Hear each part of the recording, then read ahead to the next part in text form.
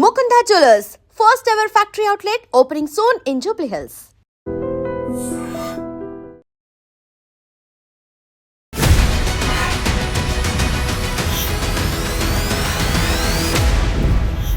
నమస్తే, welcome to I dream inside politics with Kavitha.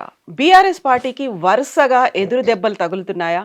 Jubilee Hills by ఎలక్షన్లో ఓటమి తర్వాత స్థానిక సంస్థల ఎన్నికల్లో కేవలం 2వ స్థానానికే పరిమితమైందా? ఎట్ ద సేమ్ టైం ఫిరాయింపులకు సంబంధించి స్పీకర్ ఇచ్చినటువంటి షాక్ నుంచి బీఆర్ఎస్ పార్టీ కోలుకుందా లేదా? కేసీఆర్ ఏం చేయబోతున్నారు? ఎందుకని ఈ రోజు జరగాల్సినటువంటి భేటీని కూడా వాయిదా వేసుకున్నారు? మనతో పాటుగా ఉన్నారు సీనియర్ పొలిటీషియన్ అండ్ మాజీ ఎమ్మెల్సీ కర్నె ప్రభాకర్ గారు. హలో అండి, నమస్తే.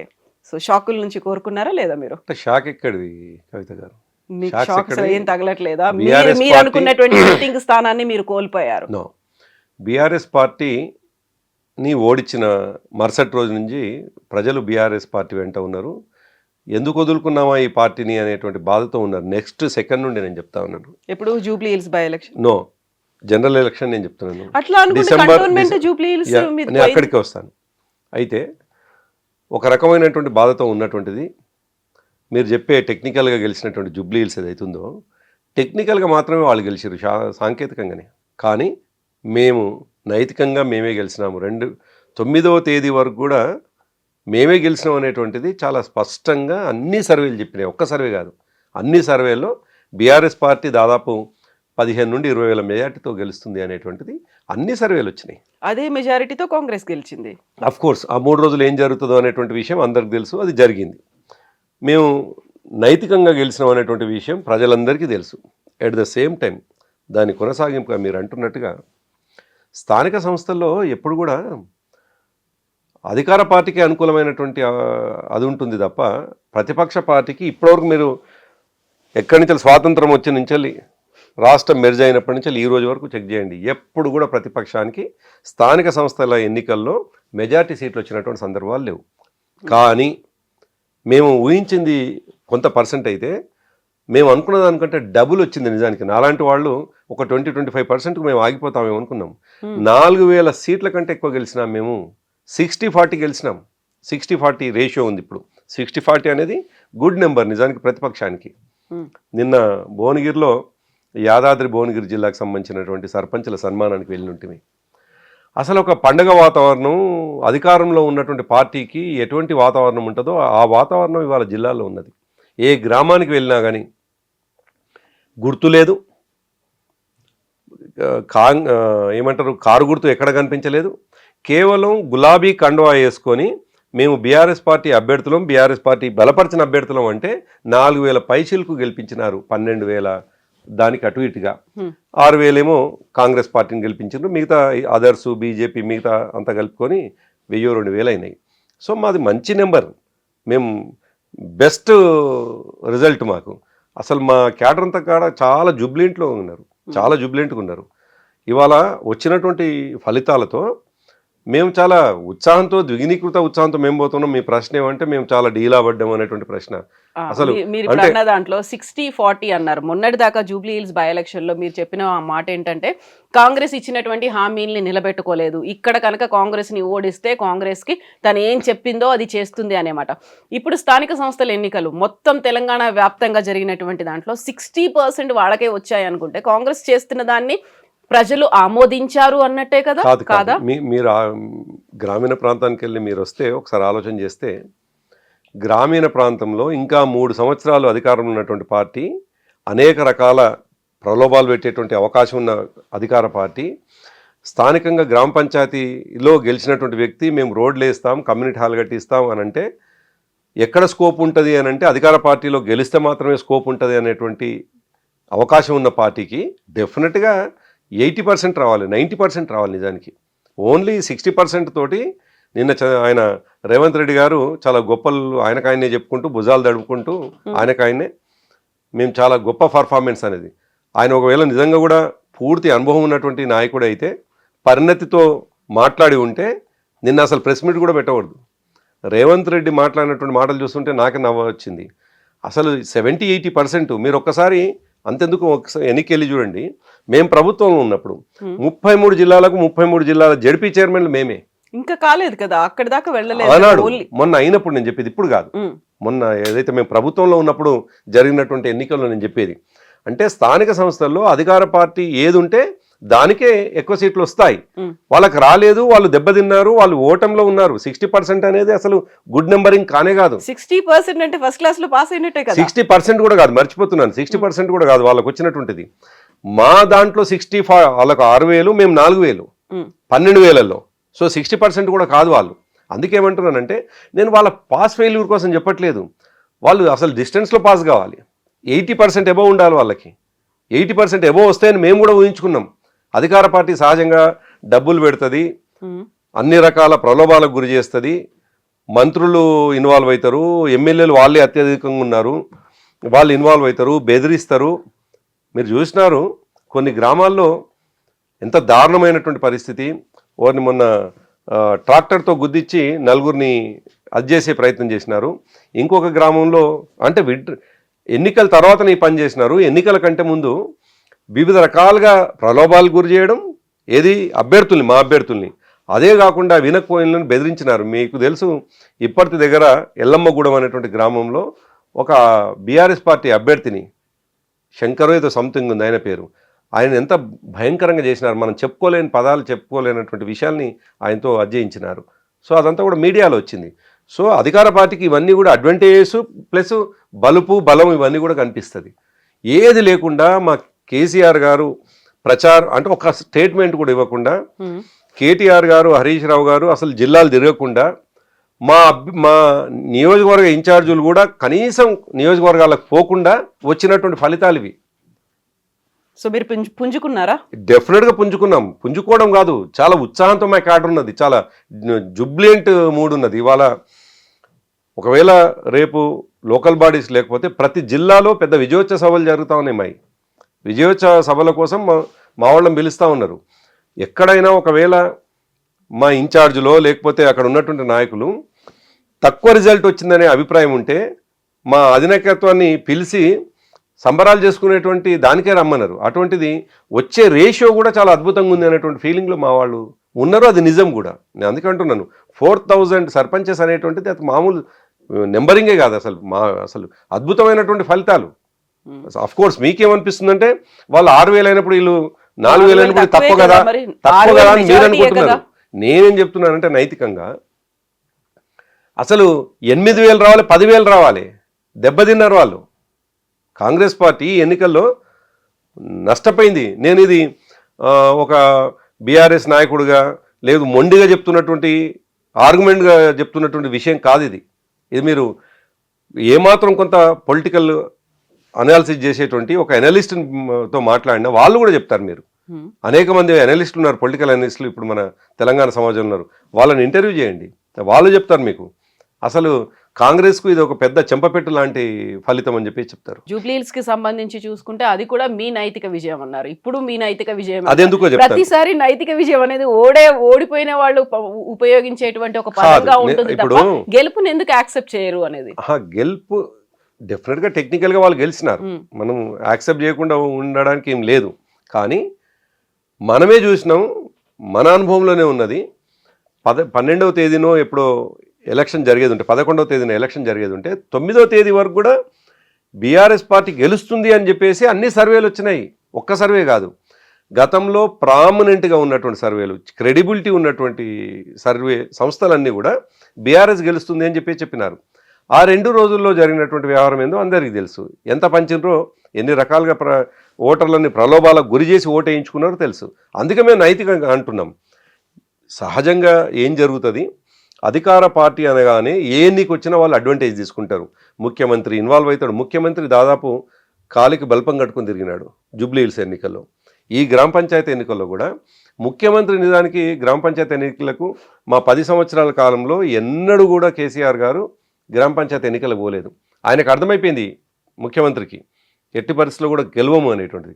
దాంతో అదేందో విజయోత్సవ సభలు అని చెప్పేసి, ప్రజాపాలన విజయోత్సవ సభలు అని చెప్పేసి ఈ గ్రామాల్లో తిరుగుకుంటూ ఆయన చెప్పినటువంటి ఉపన్యాసాలు ఒకసారి మీరు తీసి చూడండి. నేను మాట్లాడుతున్నటువంటి సందర్భంలో మీకు ఎక్కడైనా ఒకవేళ అది వేయాలనుకుంటే ఆయన చెప్పింది, మీరు మంత్రులతో పని చేయించుకునేటువంటి ఎమ్మెల్యేలకు ఓట్లేయండి, ఎవరైతే ఇక్కడ పనిచేస్తారో అభివృద్ధి చేస్తారో వాళ్ళకే ఓట్లేయండి అంటే ఆయన పరోక్షంగా చెప్పినటువంటి మాట ఏమిటంటే కాంగ్రెస్ పార్టీకి ఓటేయండి, కాంగ్రెస్ బలపరిచిన అభ్యర్థులకు ఓటేయండి అని ముఖ్యమంత్రి కాలికి బల్పం పట్టుకొని తిరిగితే వచ్చినటువంటి 6,000. మా కేసీఆర్ గారు స్టేట్మెంట్ ఇవ్వలేదు, కేటీఆర్ గారు, హరీష్ రావు గారు జిల్లాలు తిరగలేదు, మా ఇన్ఛార్జీలు పోలేదండి. ఇంకా దారుణమైనటువంటి అదేంటంటే మా ఇన్ఛార్జీలు కూడా 70%, 30% పోయి ఉంటారు. నేనేం కాదండి. బట్ అక్కడ విలేజ్ రెస్పాన్సిబిలిటీ మీ మీదే ఉంటుంది కదా, మీరు అక్కడ నుంచి రిప్రజెంటేటివ్స్ గా ఉన్నారు కాబట్టి, ఇన్ఛార్జీలుగా ఉన్నారు కాబట్టి.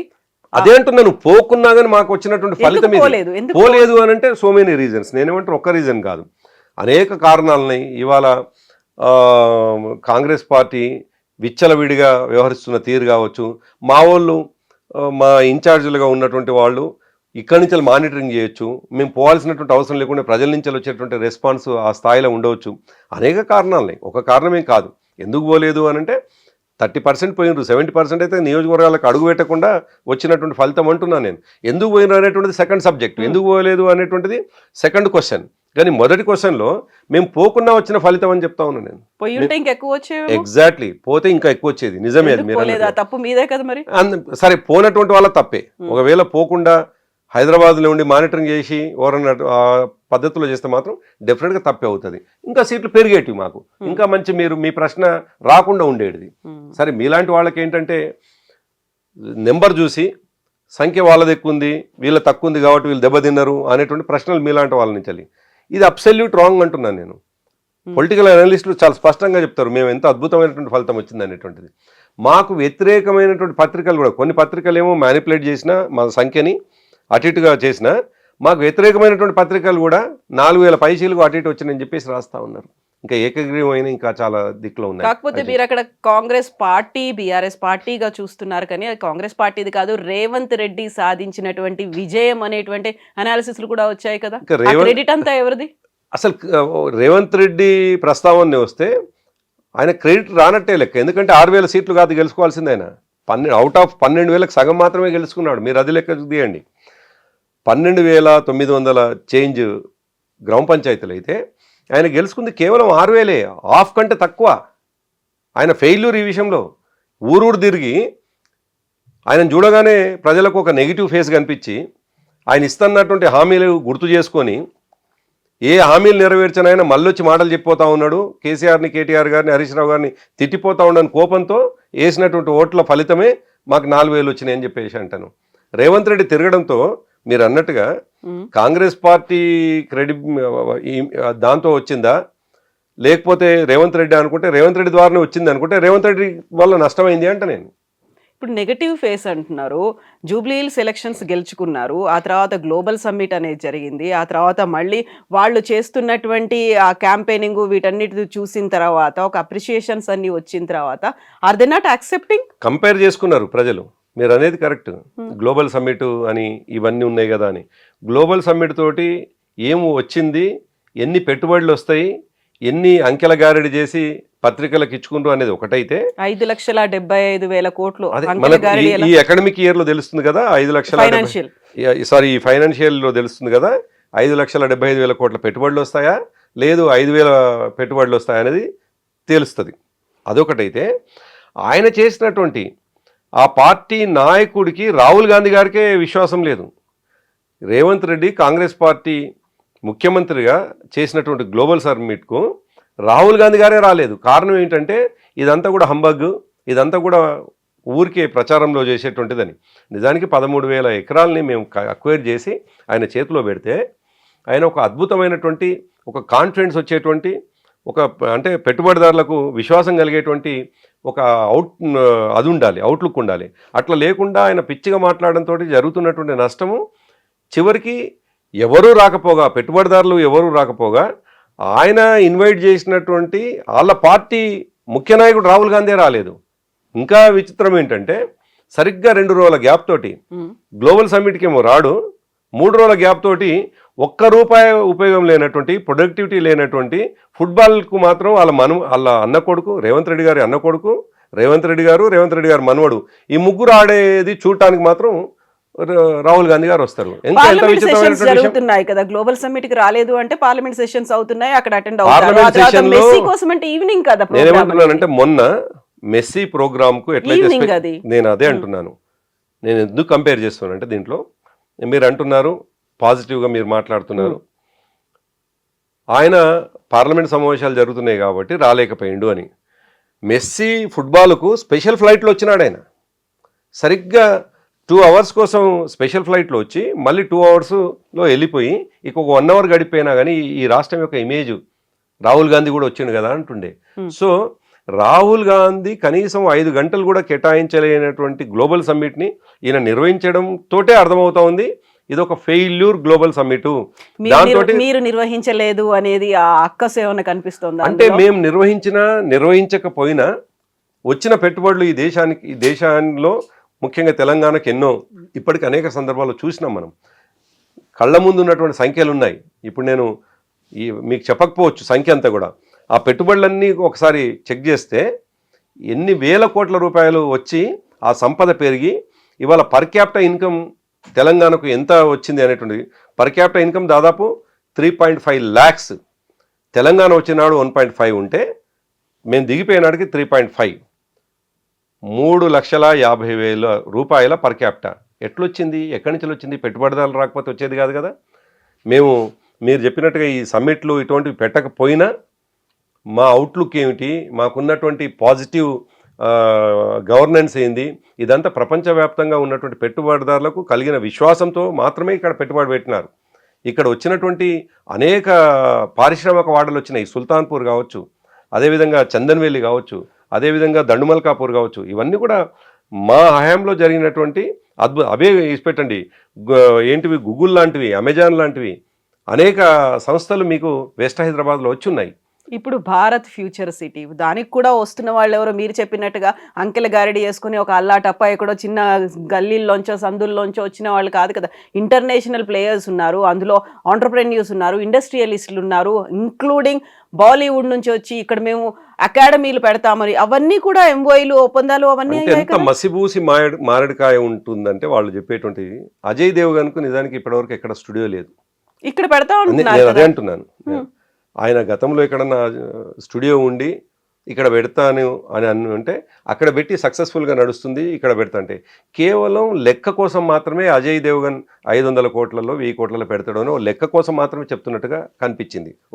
ఒకవేళ నిజమే అదే మీరు చెప్పినట్టుగా లెక్క కోసమే అనుకుంటే వాళ్ళ పేరు పోతుంది కదా. అజయ్ దేవగన్ అది తర్వాత ఇమ్మెటీరియల్ అనుకుంటారు వాళ్ళు. ఏంటంటే ఈ నిమిషానికి పత్రికల్లో వచ్చేటువంటి వార్త మీలాంటి వాళ్ళు చెప్పేటువంటి వార్తల కోసం మాత్రమే రేవంత్ రెడ్డి ఆలోచిస్తున్నాడు తప్ప ఇప్పుడు ఆనంద్ మహీంద్ర కావచ్చు, అజయ్ దేవగన్ కావచ్చు, వీళ్ళ పెట్టుబడులు ఏ మేరకు ఉంటే మనకు రేపు భవిష్యత్తులో కనిపిస్తాయి.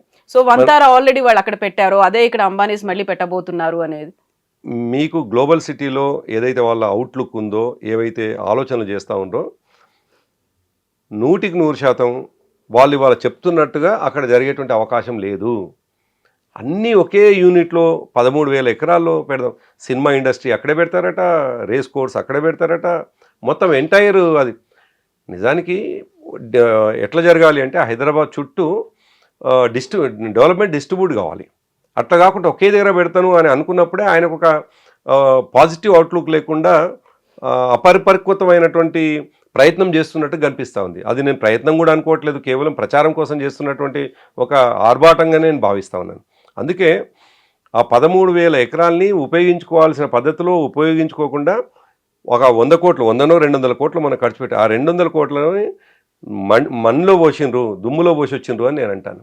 కాబట్టి దాంతో తెలంగాణకు ఏదో గొప్పగా పేరు వచ్చిందని నేను భావించటం లేదు. వచ్చినటువంటి వాళ్ళే మాట్లాడినటువంటి విషయాలు మీరు చూసినారు. సుబ్రహ్మణ్యం గారు మాట్లాడింది కావచ్చు, టోనీ బ్లేయర్ మాట్లాడింది కావచ్చు, వీళ్ళందరూ ఏం మాట్లాడినారు?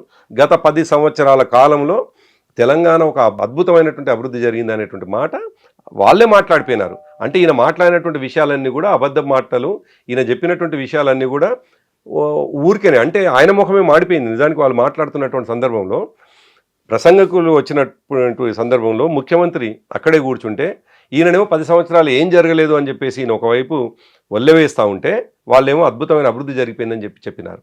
కాబట్టి ఆ 10 సంవత్సరంలో జరిగినటువంటి అభివృద్ధే, ఆ 10 సంవత్సరంలో వచ్చినటువంటి పెట్టుబడులే, ఆ 10 సంవత్సరంలో క్రియేట్ చేసినటువంటి సంపదనే ఇది కొనసాగింపే తప్ప రేవంత్ రెడ్డి గారు వచ్చిన తర్వాత వచ్చిన పెట్టుబడులు ఏంటివి, దాని ద్వారా వచ్చిన ఉద్యోగాలు ఏంటి, మేమిచ్చినటువంటి ఒకవేళ అధికారికంగా ఉండేటువంటివి మేము చేసిన ఎగ్జామ్స్ కావచ్చు,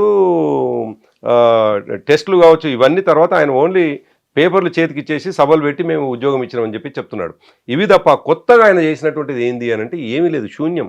సో మీరు ఎంతసేపు గతం గురించి మాట్లాడుతున్నాడు, బట్ ఆయన ఫ్యూచర్ గురించి మాట్లాడుతున్నారు. భారత్ ఫ్యూచర్ సిటీ అనేది దానికి సంబంధించి వచ్చేటువంటి పెట్టుబడులు కావచ్చు, వస్తున్నటువంటి ఎవరైతే ఎంఓఈలు కుదుర్చుకోవడానికి ఇంట్రెస్టులు చూపిస్తున్నారో అదంతా ఎందుకు వర్కౌట్ కాదు అని మీరు అనుకుంటున్నారు? మళ్ళీ నేను గుర్తు చేస్తాను, ఒక అపోజిషన్ పార్టీగా మేము ఆయనను క్రిటిసైజ్ చేయడం కాదు, ఒక సామాన్య ప్రజలుగా అభివృద్ధిని అందుకోనేటువంటి వాళ్ళు క్రిటిసైజ్ చేయడం కాదు.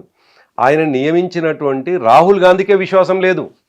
ఆయన గ్లోబల్ సమిట్ ద్వారా ఈ రాష్ట్రానికి పెట్టుబడులు తీసుకొస్తాడు అని రాహుల్ గాంధీ గారికే విశ్వాసం మాట చెప్పలేదు కదా, ఎవరు రాలేదు అంటున్నాను. నేనేమంటున్నానంటే రానప్పుడే దాని ఇంపార్టెన్స్ ఏందో ప్రపంచానికి చూపించినాడు. ఒకవేళ నిజానికి ఇంపార్టెన్స్ ఉంటే దాని ద్వారా ఏదన్నా లాభం జరుగుతుంది అనుకుంటే రాహుల్ గాంధీ 100% వచ్చేవాడు.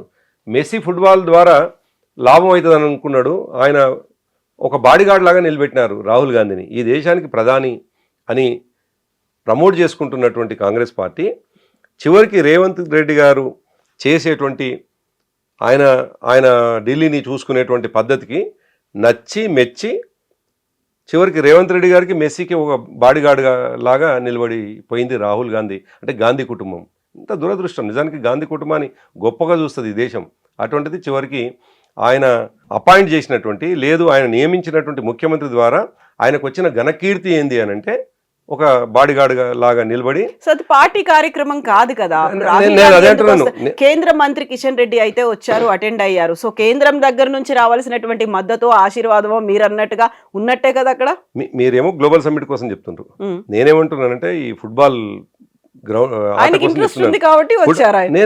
నేను ఏం తప్పు పట్టడం లేదు, కానీ వచ్చి ఆయన పర్ఫార్మెన్స్ చూస్తే జస్ట్ ఏమంటారు ఆ సైడ్ గోల్స్ కొట్టడానికి ఆడినటువంటి ఆ పెనాల్టీ గోల్స్ కొట్టడానికి 5 నిమిషాలు ఆడే ఆట కోసం ఆయన ఏదో హాఫ్ అన్ అవర్ 1 అవర్ ఆడే ఆటలాగా రాహుల్ గాంధీ వచ్చి నిలబడి మెస్సీతో ఫోటో దిగిపోవడానికి వచ్చిండ్రు. ఎక్కడ దిగజార్చుకున్నారు కాంగ్రెస్ పార్టీని?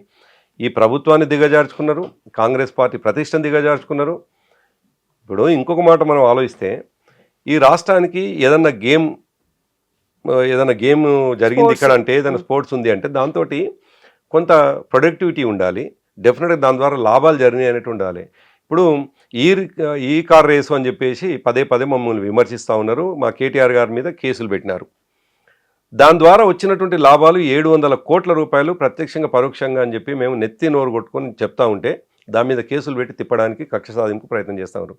100 కోట్లు పెట్టి నయా పైసా ప్రొడక్టివిటీ లేనటువంటి 50 కోట్లతోటేమో 700 కోట్లది అదొస్తూ ఉంటే జస్ట్ 100 కోట్లు ఉత్తగా నీళ్ళలో పోసిపోతే దానికోసం మాట్లాడటం లేనటువంటి. ఫుట్బాల్ అంటే ఇంట్రెస్ట్ పెంచడం లేకుంటే ఆట పట్ల ఒక మక్కువ పెంచడానికి ఇది ఒకటి ఊతం ఇస్తుంది అనిపించలేదా?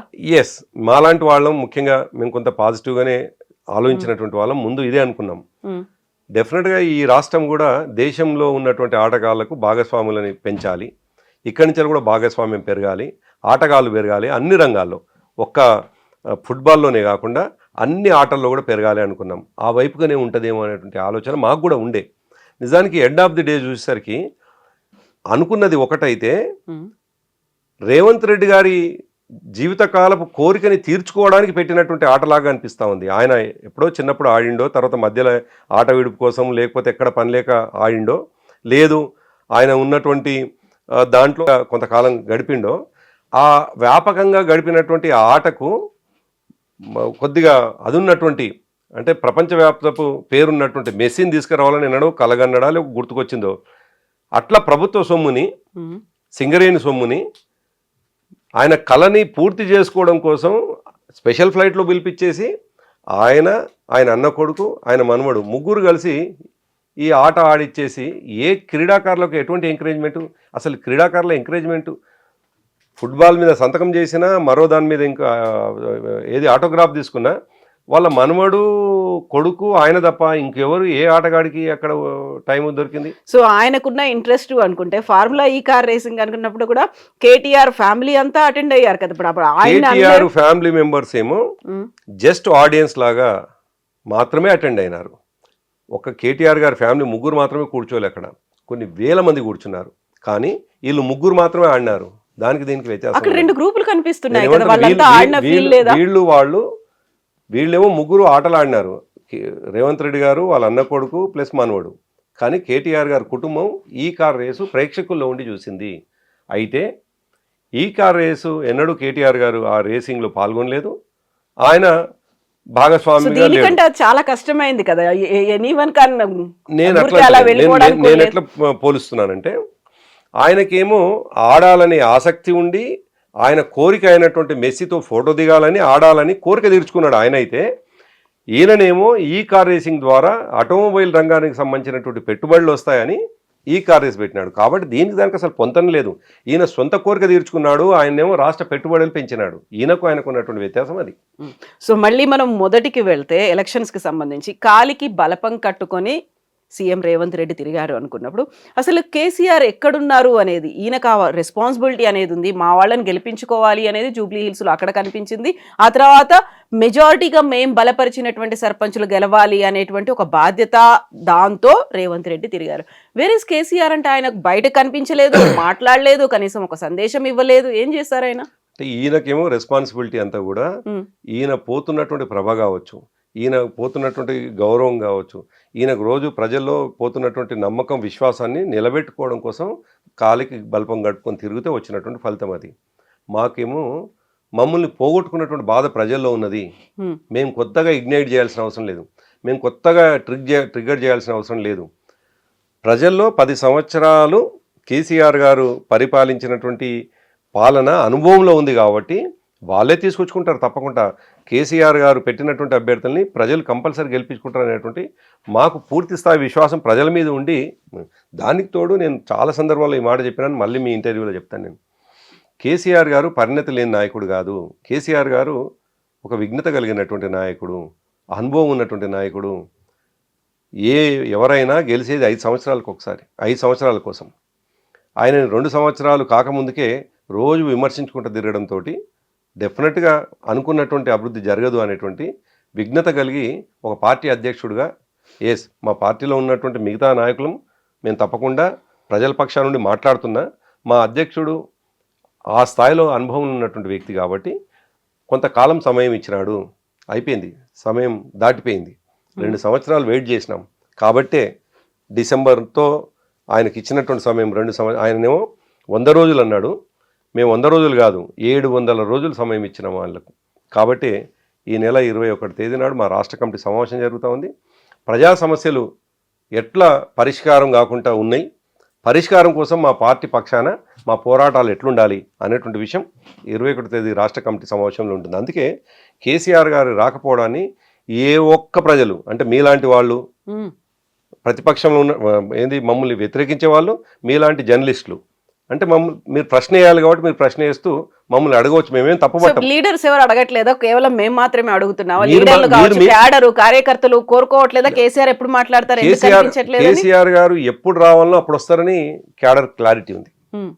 మీరు మీన్స్ మమ్మల్ని నిశ్చితంగా గమనిస్తూ మా మీద ఆరోపణ చేయాలనుకున్న వాళ్ళు చాలామంది ఇటువంటి ఆరోపణలు చేస్తూ ఉంటారు. కానీ మా క్యాడర్కు, మా లీడర్స్కు విశ్వాసం ఉంది, నమ్మకం ఉంది. కేసీఆర్ గారు ఎప్పుడు వచ్చినా ఒక అదవుతుంది అనేటువంటి డెఫినెట్గా ఒక విస్ఫోటనం లాగా ఉంటుంది ఆయనది. అయినటువంటిది ఒక్క సందర్భం కాదు, 2001 నుండి 2025 వరకు కూడా అదే. కాబట్టి మా నాయకులకు, మా కార్యకర్తలకు ఎటువంటి శశభిషలు లేవు, ఎటువంటి అనుమానాలు లేవు. కాబట్టి కేసీఆర్ గారు రాకపోవడం, ఇప్పటివరకు మాకు కనీసం మెసేజ్ కూడా ఇవ్వలేదు అనే విషయంలో మా క్యాడరు ఎటువంటి చిన్న బాధ కూడా పడటం లేదు. ఎందుకని పోస్ట్పోన్ అయింది? ఈరోజు జరగాల్సింది మళ్ళీ ఒక 2 days పోస్ట్పోన్ చేశారు, సండే అవుతుంది, ఎందుకట్లా? అంటే వాస్తవానికి 17th నాడు లాస్ట్ ఎలక్షన్ ఉండే గ్రామ పంచాయతీలో. 18th రోజు మేము, అంటే 17th రోజే 17th నాటికే 19th అనేటువంటిది ఒక డిస్కషన్ ఉండే. కానీ అప్పటికే ఫీలర్స్ ప్రభుత్వం వైపు నుంచి వచ్చింది ఏంటంటే, ఈ లోకల్ బాడీస్ ఎంపీటీసీలు జెడ్పీటీసీలు ఆ ఎన్నికలు కూడా జరుగుతాయి. 25కు షెడ్యూల్ వచ్చేటువంటి అవకాశం ఉందనేదో వార్త వచ్చింది. దానివల్ల చూద్దాం అసలు షెడ్యూల్ ఎట్లుంటుంది ఏంటి అనేటువంటి చూద్దాం అనేటువంటి దాంతో ఫస్ట్ ఏమో 19th అనుకున్నాం. 21st ఎందుకు పోయినామంటే వస్తుందని. తీరా చూస్తే బహుశా నిన్న రేవంత్ రెడ్డి అంటే 18th నాడు పెట్టినటువంటి ప్రెస్ మీట్లో ఇక ఎన్నికలు ఉండకపోవచ్చు అనేటువంటిది ఆయనకు భయం ఏర్పడ్డది. 6,000 ఓట్లతో 6,000 సీట్లతో నిర్ణయం తీసుకుంటాం అందరితో కలిసి కూర్చొని చర్చించి అదే నిర్ణయం అంటున్నాను కదా. తీసుకుంటామన్నారు కదా. మేము ఊహించిందేమో 25th నాడు షెడ్యూల్ వస్తుంది, ఆల్మోస్ట్ జనవరిలో ఎలక్షన్స్ అయిపోతాయని మేము ప్రిపరేషన్లో ఉంటిమి మేము. అందుకే 19th నాడు పెట్టుకుందాం. మళ్ళీ ప్రభుత్వం వైపు నుంచి ఏం ప్రకటన వస్తుందో చూద్దామని వెయిట్ చేస్తే నిన్న ఆయన పలాయనం చిత్తగించి ఇప్పుడు కాదు మళ్ళీ ఈ ఏంది బీసీ రిజర్వేషన్లు మిగతా అంతా కూడా అసెంబ్లీ పెడతాం, అసెంబ్లీలో చర్చిస్తాం, అది చేసిన తర్వాత చేస్తాం అనేటువంటి మాట అన్నారు. అంతకుముందు ఉన్నటువంటి ఫీలర్స్ మీకు కావచ్చు మాకు వచ్చినటువంటిది దీని కొనసాగింపుగానే బ్యాక్ టు బ్యాక్ పెడతాడు అని చెప్పేసి అనుకున్నాం. దాంతో ఆయనకు అర్థమైంది ఏంటంటే గుర్తులు లేకుండా కేసీఆర్ గారి గుర్తుతోటే, కేసీఆర్ గుర్తు అంటే కేసీఆర్ గారిని గుర్తించుకోవడంతో వచ్చిన సీట్లు 4,000 అయితే అదే కేసీఆర్ గారి బ్రాండ్ అయినటువంటి కారు గుర్తు ఒకవేళ ప్రజలకు వస్తే ఆ ప్రపంచం ఎవరు తట్టుకోవాలి, ఎవడు నిలబడతాడు? ఆ విషయం రేవంత్ రెడ్డి గారికి అర్థమైంది. కాబట్టే ఆయన కొద్దిగా దాన్ని వెనక్కిపోయి ఇప్పటిదాకా జిమ్మికులు ట్రిక్కులు అన్నీ కూడా చేసి అదే ఆ రైతు భరోసానా రైతు బంధు ఇటువంటివన్నీ వేసి మళ్ళీ ఎన్నికలకు పోతాడు ఏమో అని మేము అనుమానిస్తా ఉన్నాం.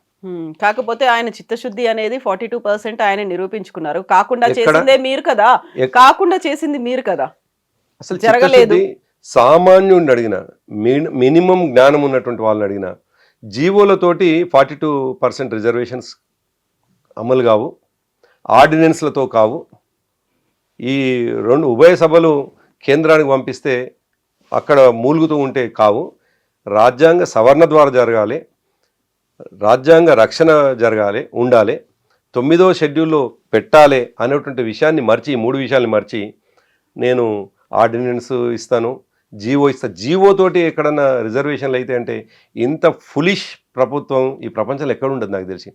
ఎక్కడ పెద్ద డిక్టేటర్లు కూడా చేయరు, లేదు పిచ్చి వాళ్ళు కూడా ఇటువంటి పని చేయరు. జీవోలతోటి రిజర్వేషన్లు అయితే అనుకుంటే ఏ రాష్ట్రానికి ఆ రాష్ట్రం జీవోలు తీసుకోవచ్చు. అటువంటి ప్రయత్నం చేసినటువంటి సందర్భంలో మా అడ్డుకోవడం ఎక్కడ ఉంది? ఇక్కడ మేము అడ్డుకోవడం ఇక్కడ. మేము చెప్పినటువంటి చాలా స్పష్టంగా నేను చెప్పిన 3వ పాయింట్లో భాగంగా అసెంబ్లీలో జరిగినటువంటి తీర్మానంలో మా పార్టీగా ఢిల్లీకి మమ్మల్ని కూడా తీసుకుపోండి, మేము కూడా వస్తాము, ఢిల్లీలో మనం ఒత్తిడంతా ఇక్కడ కాదు పెట్టాల్సింది, జంతర్ మంతర్ దగ్గరనో హైదరాబాద్లో ఇందిరా పార్క్ దగ్గర ధర్నాలు కాదు, పార్లమెంటు వేదికగా పార్లమెంట్ సభ్యులందరూ కూడా ఆమోదింపజేసి తద్వారా రాజ్యాంగ సవరణ జరగాలనేది మేము శాస్త్రీయంగా ఎట్లా జరుగుతుందో అనేటువంటి మాట మేము చెప్తా ఉంటే కేవలం మోచేతికి బెల్లం పెట్టి నాకు ఇచ్చేస్తా అని చెప్పేసి జీవో ఇచ్చేసి మీరు కొట్టుకొని చావండి అని అంటట్లయితే అర్థమైపోయింది కదా భూమరంగా అయినటువంటిది. ఇవాళ పాలాభిషేకం చేసినటువంటి వాళ్ళు, పూలాభిషేకం చేసినటువంటి వాళ్ళు ఇవాళ పాడెలు మోస్తూ ఉంటారు కదా, దిష్టి బొమ్మలు తగలబడతా ఉంటారు కదా. నిన్ను మెచ్చుకున్నటువంటి వాళ్ళే, నువ్వు ప్రమోట్ చేసినటువంటి వాళ్ళే, నీ యొక్క కనుసన్నల్లో పనిచేసినటువంటి వాళ్ళే ఇవాళ మళ్ళీ దిష్టి బొమ్మలు తగలబెడుతుండ్రు. ఇక సక్సెస్ ఎక్కడ? మా పాత్ర ఏంది ఇందులో? మేము ప్రేక్షక పాత్ర, దాంతోపాటు ప్రతిపక్ష పాత్ర. ప్రతిపక్ష పాత్రగా తప్పకుండా మేము సహకరిస్తామని చెప్తున్నాం. మేము మా సహకారం లేకుండా ఎక్కడ లేదు. మేము కోర్టుల్లో పోయినటువంటి వాళ్ళం కాదు, ఇంకెక్కడ కాదు. మేము కోరుకున్నాం వస్తుంది రిజర్వేషన్, బీసీలకు న్యాయం జరుగుతుందని కోరుకున్నాం. కానీ ఆయన మనసులో అయినటువంటిది చేస్తే వచ్చేటువంటి ఫలితాలు ఇవి. సో ఇదేమో మీరు బూమరాంగ్ అయింది అంటున్నారు. కాకపోతే ఫిరాయింపులకు సంబంధించి మీకే పెద్ద ఎదురు దెబ్బ తగిలినట్టుంది, స్పీకర్ మీకు షాక్ ఇచ్చారు అనేది. స్పీకర్ ఎవరండి? స్పీకరు కాంగ్రెస్ పార్టీ ముఖ్యంగా సరే రాజ్యాంగబద్ధంగా మనం అందరం గౌరవించాల్సినటువంటి సీట్ అది. ప్రసాద్ గారిని కాదు, సీట్ని అది రాజ్యాంగబద్ధమైన నిర్ణయాలు తీసుకునేటువంటి ఓ సీటుగా భావిస్తాం మనం. కానీ ఎవరైతే నియమించబడ్డటువంటి అది కాంగ్రెస్ పార్టీ లేదు రేవంత్ రెడ్డి నియమించినటువంటి స్పీకరు పూర్తిగా ఒక కాంగ్రెస్ కార్యకర్తలాగా పనిచేస్తూ ఉన్నాడు. అఫ్కోర్స్ ఆ మాట అంటే నిజానికి రాజ్యాంగబద్ధమైనటువంటి అంశాలు రావచ్చు, కానీ నిజంగా కూడా స్పీకరు కళ్ళ ముందు టెక్నికల్గా సరే ఇద్దరిదేమో ఇంకా విచారణ జరగలేదు, 8 మందిది ఒకవైపు కండువ కప్పుకున్నటువంటివి ఫోటోలు, వాళ్ళు కాంగ్రెస్ పార్టీ సభలలో భాగస్వామ్యం కావడాలు ఇవన్నీ ఉంటే ఆయన అసలు పార్టీ మారలేదు అనేటువంటి మాట మాట్లాడడం అనేటువంటిది ఎట్లా సబబు అవుతుంది? పార్టీ అంతెందుకు ఈ మధ్యకాలంలో ఎక్కడో నేను చూసినాను, ఒక నియోజకవర్గంలో ఒక ఎమ్మెల్యే వస్తుండని చెప్పేసి బీఆర్ఎస్ కార్యకర్త పోయి కండువ కప్పడానికి ప్రయత్నం చేస్తే ఆయనకు గులాబీ కండువ ఎట్లా కప్తామని చెప్పేసి పోలీసులు అరెస్ట్ తీసుకొని పోయారు. ఎందుకంటే ఆయన కాంగ్రెస్ పార్టీకి సంబంధించినటువంటి ఎమ్మెల్యే అని, అంటే మా ద్వారా పార్టీ ఫిరాయించినటువంటి ఎమ్మెల్యే అనేటువంటిది. అటువంటి సందర్భంలో 8 మంది చాలా స్పష్టంగా టెక్నికల్గా దొరికితే, కండువాలతో దొరికితే లేదు అవి జాతీయ జెండా వేసుకున్నాడని, లేదు 3 రంగుల జెండా వేసుకున్నారని, ఇటువంటి టెక్నికాలిటీస్ పెట్టి. బట్ అక్కడ ఒక కీలకమైనటువంటి పాయింట్ ని మీరు అంటున్నట్టుగా ఫిరాయింపు ఎమ్మెల్యేలు చెప్పింది ఏంటంటే, మాకు వచ్చేటువంటి నెల జీతం ఏదైతే ఉందో దాంట్లోంచి కొంత అమౌంట్ బీఆర్ఎస్ ఎల్పీకి కట్ అయిపోతుంది, చూడండి మమ్మల్ని ఫిరాయించారని చెప్పినప్పుడు కూడా ఇప్పటికీ కట్ చేసే వెళ్తోంది ఆ శాలరీ అనే మాట. అంటే దాన్ని చూపించి చిన్న టెక్నికాలిటీ చూపించి వాస్తవానికి అందరివి పోతాయి. ఎమ్మెల్యేలుగా ఉన్నటువంటి వాళ్ళు ఎల్పీ ఆఫీస్ నిర్వహణ కోసం 5,000 కట్ అవుతాయి. టెక్నికల్గా అంతా కూడా ఇంకా బీఆర్ఎస్ పార్టీ సభ్యులుగానే ఉన్నారు. స్పీకరు రద్దు చేసిన దాకా డెఫినెట్గా మా లిస్ట్లో ఉన్నటువంటి వాళ్ళు మేమేమంటున్నాం అంటే, ఆ రద్దు చేయడం కోసమే మేము ఇవాళ పోరాటం చేస్తున్నాం. రద్దు చేసిన తర్వాత ఆటోమేటిక్గా 5,000 రూపాయలు కట్ కావడం ఆగిపోతుంది. ఇప్పుడు ఆయన సీట్లు కేటాయించేది ఎంత గమ్మత్ సెల్లి ఇష్యూస్ అంటే, పోచారం శ్రీనివాసరెడ్డి గారిని మరి నిజమే మా పార్టీ ఆయన ఎమ్మెల్యేనే అయితే ఆయన కేటాయించిన సీట్లలో ఆయన కూర్చోవాలి కదా, కాంగ్రెస్ కేటాయించిన సీట్లలో ఆయన ఎందుకు కూర్చుంటాడంటే, ఆయన చెప్పిన సిల్లీ ఆన్సర్ అట. అక్కడికి వాష్రూమ్ దగ్గర ఉంది, పెద్ద మనిషి కదా, వెళ్ళి వచ్చడానికి వీలుగా అసలు అది సమాధానమా నేను అంటున్నాను. మీరు అనేదేమో టెక్నికల్గా చెప్తుండ్రు, నేనేమో నైతికంగా చెప్తా ఉన్నాను. నైతికంగా కాంగ్రెస్ పార్టీ కండువాలు కప్పుకోలేదా? చాలా క్లియర్. ఆయన సరే స్పీకర్ గారు ఆయన స్పష్టంగా వీళ్ళు కండువలు కప్పుకోలేదు ఆయన చెప్పవచ్చు. ఆయన రాజ్యాంగాన్ని ఖూని చేయవచ్చు, రాజ్యాంగాన్ని రక్షించాల్సిన ఆయన్ని భక్షించవచ్చు. ఆయనకున్నటువంటి రైట్ని కాంగ్రెస్ పార్టీ కార్యకర్తగా దాన్ని అమలు చేయవచ్చు. దాన్ని ఏం తప్పు పట్టడం లేదు. మేము మాకు కోర్టులు ఉన్నాయి, మళ్ళీ కోర్టుల్లో మేము ముందుకు పోతాం, కోర్టుల ద్వారా న్యాయం గెలవాలని చెప్పేసి ప్రయత్నం చేస్తాం. కానీ ఎంత అగౌరవం స్పీకర్ గారికి, ప్రసాద్ గారికి కాదు, ఆ సీటుకు చాలా పెద్ద. ఇంకోటి ఏంటంటే, బేసిక్గా ఆ సీటే గొప్పది. ప్రసాద్ గారి పట్ల కూడా ఇప్పటికీ కొంత గౌరవం ఉంటుంది. ఆయన వ్యక్తిగతంగా నేను చెప్పేది, ప్రసాద్ గారు అంటే వ్యక్తిగతంగా చాలామంది గౌరవిస్తారు, అభిమానిస్తారు కూడా. అటువంటిది ఈ ఒక్క నిర్ణయంతో ఆయన ఉన్నటువంటి గౌరవాన్ని పోగొట్టుకున్నారు. అట్లీస్ట్ ఆయన కొంత చాలా జాగ్రత్తగా పదాలు వాడి వాళ్ళకి అనుకున్నట్టుగా పంపించిన బాగుండు. లేదు వాళ్ళు అసలు కండువాలే కప్పుకోలేదని చెప్పేసి ఆయన ప్రకటన చేయడం అనేటువంటిది చాలా దారుణమైనటువంటి విషయం. ఆయన రాజ్యాంగ మౌలిక సూత్రాలని తుంగలో దొక్కి. మీరు రాజ్యాంగం గురించి ఇంత మాట్లాడుతున్నారు, ఇంత చెప్తున్నారు, బట్ మీరు చేసింది ఏంటి? 2 టర్మ్స్లో కూడా బీఆర్ఎస్ పార్టీ, అప్పుడున్నటువంటి టీఆర్ఎస్ పార్టీ కాంగ్రెస్లోని, ఆ తర్వాత టీడీపీ ఎమ్మెల్యేలను తీసుకుని వాళ్ళని మంత్రులను కూడా చేసింది కదా. అలాంటి పార్టీ ఇప్పుడు ఎందుకని ఇంత మాట్లాడుతోంది? ఎవరు వేరే పార్టీలు గెలిచి మా పార్టీలో కండువాలు కప్పుకున్నారు? పార్టీలు మెర్జర్ అయినాయి. సిపిఐ అయినా మెర్జర్ అయింది, టీడీపీ అయినా మెర్జర్ అయింది, కాంగ్రెస్ పార్టీ ఎల్బీ కూడా మెర్జర్ అయింది. మెర్జర్ తర్వాత మాత్రమే ఈవెన్ బీఎస్పీ కూడా మెర్జర్ అయింది. మెర్జర్కి ఇండివిజువల్గా పార్టీలో చేరడానికి చాలా వ్యత్యాసం ఉన్నది టెక్నికల్గా. కాబట్టి రాజ్యాంగానికి లోబడి జరిగినటువంటిది, ఇదేమో రాజ్యాంగానికి వ్యతిరేకంగా జరిగినటువంటిది. అదే అంటున్నాను, రాజ్యాంగ రక్షకుడు రాజ్యాంగానికి లోబడి పనులు చేయాలి, రాజ్యాంగ రక్షణ కల్పించబడాలి, గౌరవించాలి. మేము అదంటున్నాం. ఆనాడు ఉన్నటువంటి స్పీకర్ గారు మెర్జర్ని యాక్సెప్ట్ చేసినారు. కాంగ్రెస్ పార్టీ ఎల్పీ మా దాంట్లో చేరిపోయింది, మెజార్టీ 2/3 చేరిపోయింది.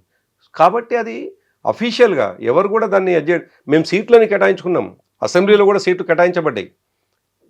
ఎవరైతే మెర్జ్ అయినటువంటి వ్యక్తులు ఉన్నారో వాళ్ళు బీఆర్ఎస్ సభ్యులుగా గుర్తిస్తూ ఆ బులెటిన్ కూడా రిలీజ్ అయింది. ఇప్పుడు చేయమని చెప్పండి, వాళ్ళ సీట్లేమో కాంగ్రెస్ పార్టీ సీట్లలో కూర్చుంటారు,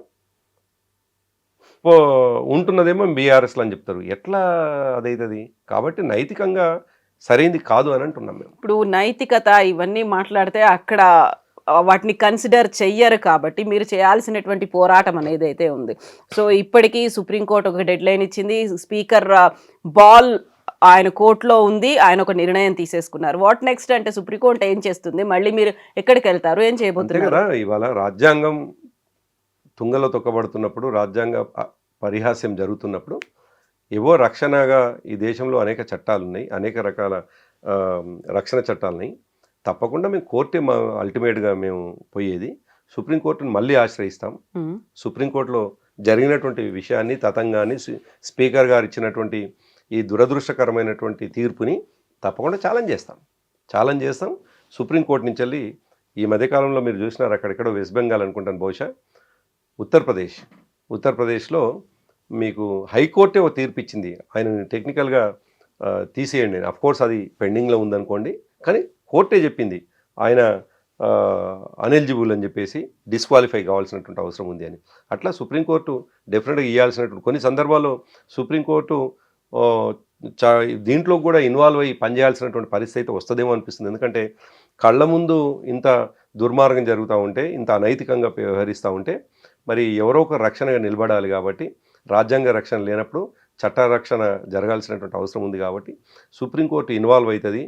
లోనికి తొంగి చూసైనా సుప్రీంకోర్టు వీళ్లలోకి అయినా వచ్చి తప్పకుండా తీర్పిస్తుంది అనేటువంటి విశ్వాసంతో మేము ఉన్నాం. ఇప్పుడు ఆల్రెడీ 2 years కంప్లీట్ అయిపోయింది, మిగిలిన 3 ఏళ్లే. ఈ టైంలోనే అక్కడ జరగాల్సినటువంటి పనులు ఉంటాయి, బోల్డంత కన్ఫ్యూషన్ అనేది ఉంది, ఏ పార్టీ అనేది అసలు తేలన్నప్పుడు వచ్చేటువంటి ఫలితం మీకు అనుకూలంగా ఉంటుందా, లేకపోతే ఏం జరుగుతుంది అనుకున్నప్పుడు మళ్ళీ అల్టిమేట్గా ఒక పెద్ద క్వశ్చన్ మార్కే కనిపిస్తుంది కదా. అంటే మేమేమంటామంటే తప్పు చేసిన వాళ్ళకి పనిష్మెంట్ కావాలి.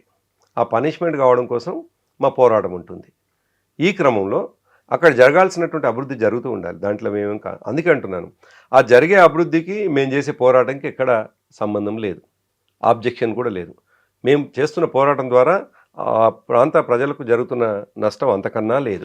మీరన్న అభివృద్ధే వాళ్ళు కూడా చెప్తున్నారు, అభివృద్ధి కోసమే సీఎంని వెళ్ళి కలిశారు అనేది. మీరు చెప్పే అభివృద్ధి ఏంటి, వాళ్ళు చెప్తే ఆ అభివృద్ధిని మీరు ఎందుకు అభివృద్ధి కోసం మాత్రమే సీఎంని కలవడాన్ని ఎవరు వ్యతిరేకించట్లేదు. అభివృద్ధి కోసం కాంగ్రెస్ పార్టీ కండువ కప్పుకుంటే మాత్రమే తప్పు అవుతుంది. అది మన ఇంటికి ఎవరైనా వచ్చారు అంటే మనం గౌరవ సూచికంగా కాంగ్రెస్ కండువ ఏదన్నా షాల్వా కప్తారు, కాంగ్రెస్ కండువ కప్పరు.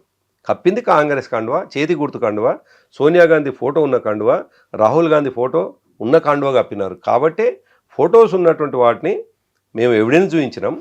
ఆ ఎవిడెన్స్ ప్రకారం వీళ్ళని సస్పెండ్ చేయండి, వీళ్ళని డిస్క్వాలిఫై చేయండి. సరైనటువంటి ఆధారాలు మీరు ఇవ్వలేకపోయారు, ఆ ఎవిడెన్సెస్ ని కన్సిడర్ చేయలేదు కదా స్పీకర్. అందుకే అంటున్నాను, ఆయన కాంగ్రెస్ కార్యకర్తగా బిహేవ్ చేసింది తప్ప రాజ్యాంగ రక్షకుడుగా బిహేవ్ చేయలేదు. రాజ్యాంగ రక్షకుడు అయితేనేమో మేము ఇచ్చినటువంటి ఎవిడెన్స్ పక్కా ఎవిడెన్స్ అని చెప్పేసి అనేక సందర్భాల్లో వాళ్ళే మేము కాంగ్రెస్ల పార్టీలో చేరినమనేటువంటి క్లిప్పింగ్లను కూడా ఇచ్చినారు.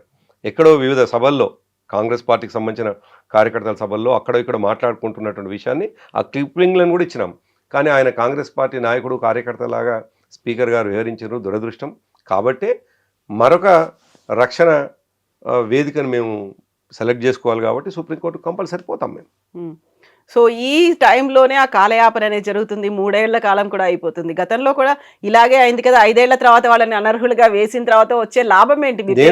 ఫైట్ ఎందుకు? అట్లని ఇటువంటి తప్పులు చేసినటువంటి వాళ్ళని మేము మౌనంగా ఊరుకోలేము కదా. డెఫినెట్గా ప్రజల ముందు పెట్టాలి, ఈ పార్టీ చేసేటువంటి దుర్మార్గాల్ని ప్రజల ముందు పెట్టాలి. కాబట్టి మా పోరాటం అది కాలం గడిచిపోతుంది కదా అని చెప్పేసి ప్రజలకు విషయాల్ని గుర్తు చేయకుండా, ఎథిక్స్ ఏంటివి, మోరల్స్ ఏంటివి, టెక్నికాలిటీస్ ఏంటి చెప్పకుండా మేము ఉండలేం. కాబట్టి మా పార్టీలో గెలిచినటువంటి వ్యక్తి బయట ఎవరి మనిషో తెలియకుండా తిరుగుతున్నటువంటి సందర్భంలో ఆయన అయితే మా మనిషి ఉండాలి, లేకపోతే మీ మనిషి ఉండాలి. మా పార్టీ మీటింగ్లకు రాడు. రేపు ఒకవేళ నిజంగానే మీరు అంటున్నట్టుగా ఆయన మా పార్టీ సభ్యుడు అయితే మీరు చెప్పే 5,000 రూపాయలు కటింగ్ అవ్వడం, టెక్నికల్గా ఎల్పీకి పోవడం, టెక్నికల్గా వాళ్ళు సమర్థించుకుంటే వచ్చి 21వ తేదీ నాడు మా సమావేశం జరుగుతుంది, సంతకం పెట్టమనండి, రిజిస్టర్లో సంతకం ఉంటుంది. మేము ఆల్రెడీ మెసేజ్ పోయింది. దాదాపుగా ఇప్పుడు ఒక ఎక్స్ఎమ్మెల్సీగా నాకు ఎట్లయితే వచ్చిందో 430-440 మంది ఎవరైతే మొత్తం మా ఎంటైర్ రాష్ట్ర పార్టీ అని అనుకుంటున్నామో, రాష్ట్ర కార్యవర్గము, ప్రజెంట్ ఎంపీలు, ప్రజెంట్ ఎమ్మెల్సీలు, అందరికి 10 మందితో పాటు మిగతా 38 మందికి అందరికి పోయింది. కేసీఆర్ గారితో పాటు, ఆయన మా ప్రెసిడెంట్ కాబట్టి వారితో పాటు అందరికీ సమాచారం ఉంది. వాళ్ళు బీఆర్ఎస్ పార్టీలో ఉంటే వచ్చి నిరూపించుకొని ఆ రిజిస్టర్లో సంతకం చేసి పొమ్మంటే సరిపోతుంది. వాళ్ళు ఇది ఒక పెద్ద అవకాశం కూడా. నిజానికి ఎక్కడో నిరూపించుకోవాలి, ఎక్కడో ఆర్గ్యుమెంట్ చేసుకోవాలి, వాళ్ళు అడ్వకేట్లను పెట్టి మేము చేరలేదు అని స్పీకర్ గారి ముందల ఆర్గ్యుమెంట్ కంటే సుప్రీంకోర్టు ముందుకు పోయి ఆర్గ్యుమెంట్ చేసుకోవడం కంటే ఆర్గ్యుమెంట్ చేసుకునే బెస్ట్ అవకాశం ఉన్నటువంటి స్థలం ఏదన్నా ఉంది అంటే అది బీఆర్ఎస్ పార్టీ కార్యాలయం తెలంగాణ భవన్. కాబట్టి తెలంగాణ భవన్లో 21వ తేదీ నాడు వాళ్ళు అనుకుంటున్నటువంటి మేము ఉన్నాము అని చెప్తున్నటువంటి పార్టీ రాష్ట్ర కార్యవర్గ సమావేశం అవుతుంది. కాబట్టి ఆ రాష్ట్ర కార్యవర్గ సమావేశానికి ఇన్వైటీస్గా వాళ్ళు కూడా వచ్చి సంతకాలు పెట్టి రాష్ట్ర కార్యవర్గంలో పాల్గొని బయటికి పోయి పార్టీ కార్యక్రమాలు ఇవి, అభివృద్ధి కోసం మాత్రమే నేను రేవంత్ రెడ్డిని కలిసినాను, పార్టీగా మాత్రం బీఆర్ఎస్లోనే ఉన్నాను అని చెప్పుకొని పోతే అసలు తేలిపోతుంది. దూత్ కా దూత్ పానీ కా పానీ అనేది తేలిపోతుంది. కాబట్టి ఆ అవకాశం ఇంకా దూరం పోలేదు. మీరు చెప్పేటువంటి సమయం కూడా వృధా కాదు. 2 సంవత్సరాల కాలం అయిపోయింది కాబట్టి ఇంకో 3 సంవత్సరాల కాలం బీఆర్ఎస్ సభ్యుడిగా ప్రతిపక్షంగా కొట్లాడేటువంటి అవకాశం ఉంది. కాబట్టి మీరు వచ్చి ఆ సమావేశానికి అటెండ్ కమ్మంటున్నారు. మీరేమో వాళ్ళు కాంగ్రెస్ పార్టీలో చేరిపోయారంటారు, స్పీకర్ ఏమో వాళ్ళు కాంగ్రెస్లో చేరలేదు బీఆర్ఎస్ అంటారు, వాళ్ళేమో మేము అభివృద్ధి కోసమే సీఎంని కలిసాము అంటారు. అసలు వాళ్ళకి ఏం చేయాలో పాలుపోని పరిస్థితి కల్పిస్తోందే మీరు కదా. అసలు నేనేమంటున్నానంటే కాంగ్రెస్ ఓన్ చేసుకోకపోగా మేము మా పార్టీకి వెళ్ళి మమ్మల్ని మోసం చేసి పోయినరు అనే తరిమేసేటువంటి సిచ్యువేషన్ తీసుకొచ్చి అనర్హత వేట వేయండి అని మీరు చెప్తున్నారు. అంతే కదా, మమ్మల్ని ఎప్పుడైతే మోసం చేసి పోయినరు అనేటువంటి విషయం రూఢి అయిన తర్వాత, కాంగ్రెస్ కండువా కప్పుకుండ్రు అనే విషయం మాకు తెలిసిన తర్వాత డెఫినెట్గా యాజ్ ఏ పార్టీగా మేము అట్నే యాక్ట్ చేయాలి. ఈ పార్టీగా మా ఆర్గ్యుమెంట్ తప్పు అనుకున్నప్పుడు, కాంగ్రెస్ పార్టీ ఓన్ చేసుకోవటం లేదు అని వాళ్ళు నిర్ణయించుకున్నప్పుడు వాళ్ళకున్న ఒకే ఒక వేదిక ఏంటంటే రాష్ట్ర పార్టీ కార్యాలయంలో జరిగే రాష్ట్ర కార్యవర్గ సమావేశం. స్టేట్ అవే గన్మెన్లతోటే వస్తారు కదా. సో ఇప్పుడు మీరు అందుకోసమే పెట్టారా ఇప్పుడు రాష్ట్ర కార్యవర్గ సమావేశం? 10 మంది వస్తారా లేదా టెస్ట్ చేయడానికి? ఇంతకుముందు మనం అనుకున్నట్టుగా మాకు 2 ఏళ్ల పాటు సమయం అయిపోయింది కాబట్టి ఆ 2 ఏళ్ల తర్వాత ఇవ్వాల్సిన 3 కార్యక్రమాలు ఇవ్వడం కోసం. కాబట్టి వాళ్ళకు ఒక గొప్ప అవకాశంగా ఫీల్ కావాలి, వాళ్ళకు ఒక గొప్ప సమయంగా ఫీల్ అయ్యి టెక్నికల్గా వాళ్ళు బీఆర్ఎస్ పార్టీ నాయకులే ఎమ్మెల్యేలను చెప్పుకోవడానికి స్కోప్ ఉన్నటువంటి సమయం ఇది. దాన్ని కూడా మిస్యూజ్ చేసుకుంటే దాంతో అర్థం కావాలి స్పీకర్ గారికి కానీ మిగతా వాళ్ళకి. ఇప్పుడు 10 మంది 10 కారణాలు చెప్పి తప్పించుకోలేరుగా, ఎవరన్నా ఒకరు రావచ్చు కదా. కొందరు నాకు జ్వరం వచ్చింది అనవచ్చు, కొందరు మేము విదేశాలు ఉన్నామనవచ్చు, కొందరు ఇంకోటి దగ్గర ఉన్నామనవచ్చు, ఒక్కరన్నా ఉంటారు కదా. వస్తే హక్కును చేర్చుకుంటారా? డెఫినెట్గా బీఆర్ఎస్లో మేము కొనసాగుతున్నాం అంటే అంతకంటే గొప్ప ముచ్చట ఏమిటి? డెఫినెట్గా మేము మోసం చేయలేదు మిమ్మల్ని అని అంటే అది ప్రజల నిర్ణయం. అదే అనిపిస్తే మా పార్టీ కార్యకర్తల నిర్ణయం నిజమే, వీళ్ళు మన పార్టీని మోసం చేయలేదంటే అక్కున చేర్చుకోకుండా మా బలాన్ని ఎందుకు మేము బలహీనం చేసుకుంటాం? గతంలో గూడెం మహిపాల్ రెడ్డి కావచ్చు, మొన్న స్పీకర్ నిర్ణయం తర్వాత కృష్ణమోహన్ రెడ్డి కావచ్చు చెప్పిన మాట ఇదే కదా, మేము ఇంకా బీఆర్ఎస్ లోనే ఉన్నామనే మాట. అదే అంటున్నారు, బీఆర్ఎస్ లో ఉంటే 21వ నాడు జరిగే సమావేశానికి అటెండ్ కావాలి వీళ్ళు. బీఆర్ఎస్ లో ఉంటే, బీఆర్ఎస్ లో లేరు కాబట్టి ఇప్పటివరకు దాదాపు ఈ ప్రభుత్వం పోయిన తర్వాత మా 5-6 సమావేశాలు జరిగినాయి. ఎప్పుడు కూడా ఏ సమావేశానికి రాలేదు. ఏ సమావేశానికి రాలేదు అంటేనే అర్థమవుతుంది ఇంకా ఇప్పుడు ఇది సరైన సమయం. 21 నాడు జరిగే సమావేశానికి వచ్చి మంచి గులాబీ కండువా కప్పుకొని వచ్చి కేసీఆర్ గారి ముందర నిలబడి పార్టీ నిర్ణయాలని ఇంప్లిమెంట్ చేసేటువంటి అవకాశం ఉన్నటువంటి వేదిక కాబట్టి అక్కడికి రండి అని చెప్పి చెప్తూ ఉన్నాం. సో ఇంకా అంతకంటే పెద్ద అప్రాపరేట్ ప్లేస్ ఇంకోటి లేదు అని నేను అనుకుంటున్నాను. ఏమేమి డెసిషన్స్ తీసుకుంటారు, దేని మీద చర్చించబోతున్నారు మీరు? మెయిన్గా దక్షిణ తెలంగాణకు జరిగేటువంటి అన్యాయం పైన, ఎట్లయితే ఆంధ్రప్రదేశ్ ప్రభుత్వానికి అండగా ఉన్న తెలంగాణ ప్రభుత్వాన్ని ప్రజల ముందు నిలబెట్టడానికి వచ్చేటువంటి అంటే అప్పనంగా దోసుకపోతున్నటువంటి ఆంధ్ర ప్రాంతానికి తీసుకుపోతున్న నీళ్ళని ఆపే కనీస ప్రయత్నం చేయనటువంటి ఈ ప్రభుత్వం చేసే దుర్మార్గమైనటువంటి చర్యకు తెలంగాణ అంటే మేము ప్రభుత్వంలో ఉన్న 10 సంవత్సరాల్లో మేము ఎట్లా ప్రొటెక్ట్ చేసినాము, వీళ్ళు హక్కులను ఎట్లా అప్పచెప్తా ఉన్నారు అనే విషయాన్ని మేము చర్చించుకొని దానిపైన మా కార్యాచరణ ఏం చేద్దాం ప్రజాక్షేత్రంలో మన కేవలం దక్షిణ తెలంగాణ ఇంకా అదొక సబ్జెక్ట్. దానితో పాటు మాకు వచ్చేటువంటి స్థానిక సంస్థల ఎన్నికలు, భవిష్యత్ ఎన్నికలు, ఇప్పటికీ ఈ వచ్చినటువంటి సర్పంచ్ ఎన్నికల ఫలితాలు, పూర్తి స్థాయి రివ్యూ, అదేవిధంగా ఈ ప్రభుత్వము ఇచ్చినటువంటి హామీలు అమలు చేయని తీరు, దానిపైన మా పార్టీ ఎట్లా గలమెత్తాలి, వాటిని సాధించుకోవడం కోసం ముక్కుబిండి ఎట్లా వసూలు చేయడం కోసం, ఎట్లయితే ప్రజలకు ఇచ్చినటువంటి హామీ నెరవేర్చడం కోసం మన పార్టీ ఏ లైన్ తీసుకోవాలి, ఏం కార్యక్రమాలు చేయాలనేటువంటిది ఇవన్నీ జరిగేటువంటి రాష్ట్ర కమిటీ సమావేశం. సో వీళ్ళు వస్తారా లేదా ఒక డెసిషన్, ఒక లిట్మస్ పరీక్ష అంటారు కదా, అట్లా వాళ్ళకి ఉంది మీకు ఉంది, వాళ్ళు ఏ పార్టీ వాళ్ళు ఏంటి అనేది తెలుసుకోవాలి. At the same time 21st తర్వాత ఏం జరుగుతుంది అనే దాని మీద మళ్ళీ మనం మాట్లాడుకుందాం. Yes. Thank you so much. Thank you.